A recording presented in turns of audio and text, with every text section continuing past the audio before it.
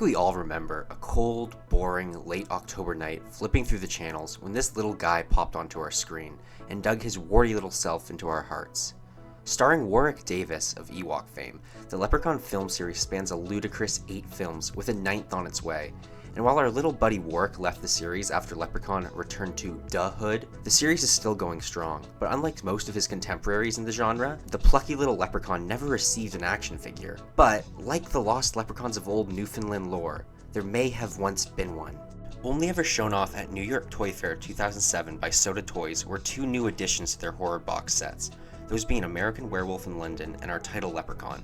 Presented as having 3 points of articulation and standing at a stout 4 inches tall, the set came packed with accessories, coming with an extra melted head for the leprechaun as well as a large display piece being the well with an attachable bucket.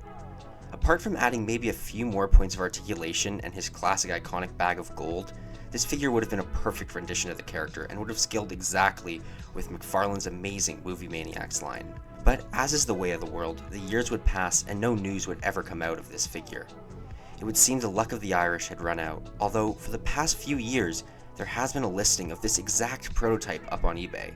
Now, if you're wondering why I wouldn't purchase this piece of action figure history, well, I'll show you the price.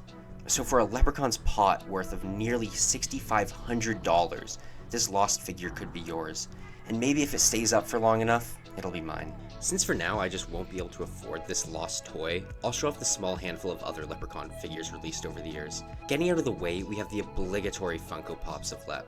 Coming out in 2023, these mediocre versions of the figure came in 3 variations: the standard, the bloody Amazon variant, and the glow-in-the-dark FYE exclusive. As I'll always say regarding Funko Pops, even though I collected them for a while when I was younger, I don't like them. I've grown out of them.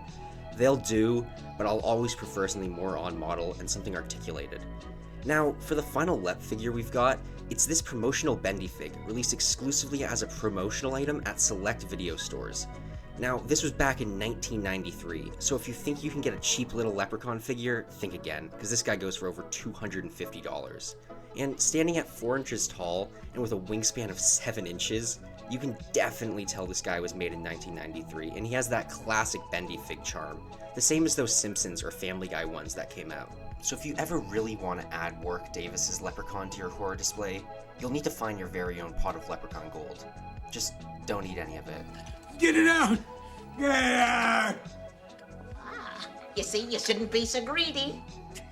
And by the way, now that we've finally gotten an updated Banshee and Marvel Legends, can we please get a Legends figure of the Cassidy Keep Leprechaun that somehow was the first being in all of Marvel Comics to know Wolverine's real name was Logan? That would really hella rock, Hasbro.